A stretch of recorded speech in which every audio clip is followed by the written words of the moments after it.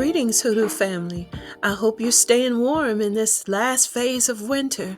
Just know that spring is right around the corner, so we'll have some more warm weather and sunshine here soon.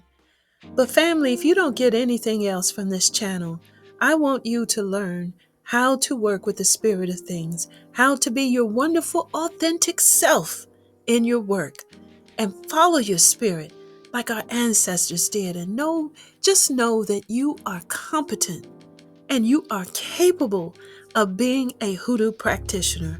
The whole world don't have to know this. All that matters is that you know it. So I want to take this moment and talk about one of the deep foundations of traditional hoodoo that is seldom talked about.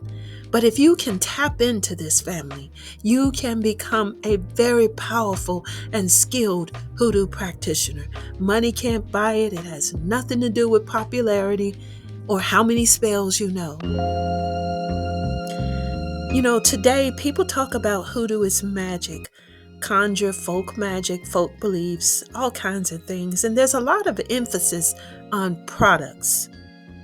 Down through the years since slavery, hoodoo has become very commercialized and disconnected from our ancestors.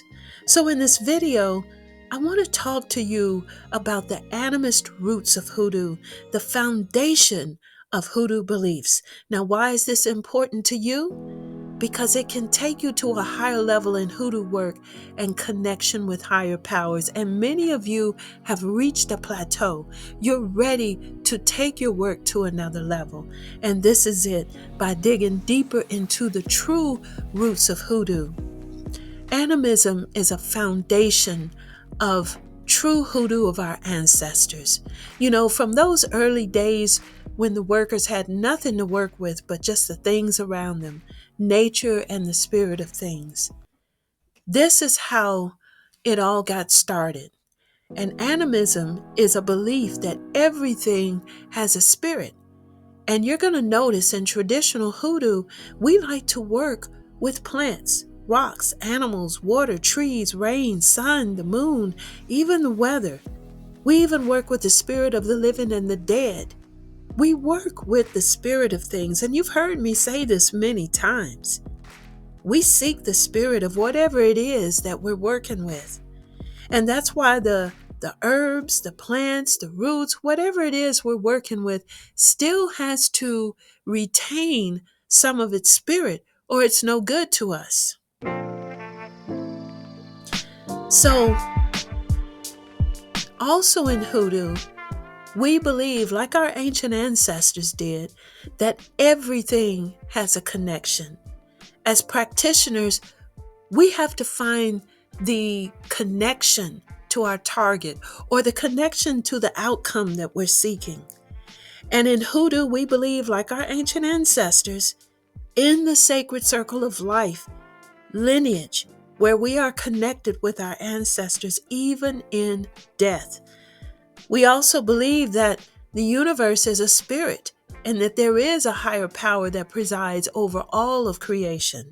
And this creator is the one who opened up that path for us to have help from our ancestors, to commune with our ancestors, to receive help from nature and the universe to aid us in our daily living.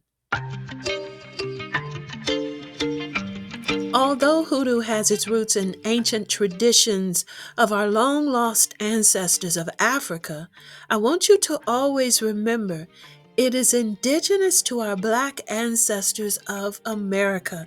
They created hoodoo during slavery.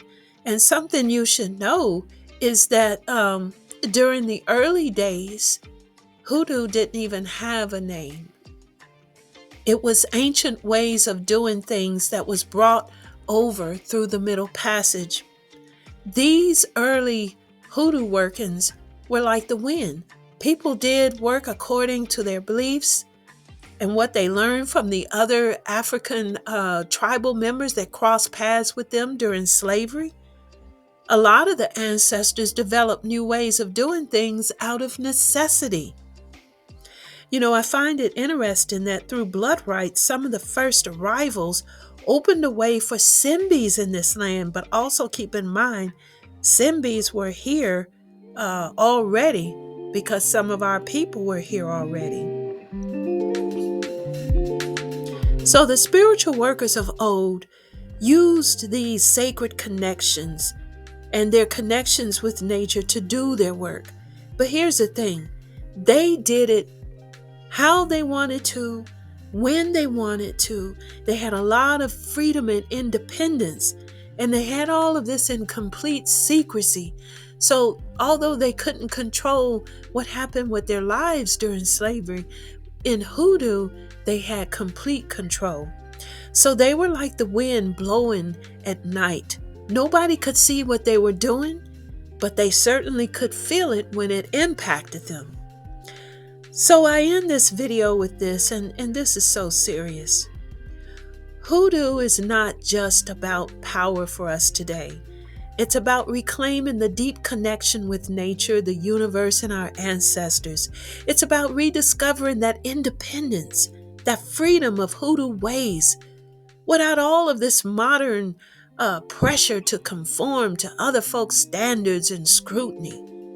It's about changing our mindset to think and practice hoodoo as ways. I'm talking about ancient ways of our ancestors, holding on to our roots. This is the animistic part of our hoodoo work that we really should be trying to experience more today. If you'd like to learn traditional hoodoo, go check out my Hoodoo Basic Knowledge textbook. It gives you everything that you need to get started learning. Lots of step-by-step instructions, because I want you to have a good, solid foundation in hoodoo. So the link is in the description. And family, if you haven't already, go and purchase the 2025 Hoodoo Almanac. It has predictions. It's got work in there that you can do. There's hoodoo stories, hoodoo wisdom. There's practical information that you're going to be able to use even beyond 2025. These hoodoo almanacs are a collector's item. But family, as always, I appreciate you having an interest in traditional hoodoo and the ways of our ancestors. Thank you for subscribing. Thank you to all of my visitors. And until the next video, keep on building good and positive things in your life.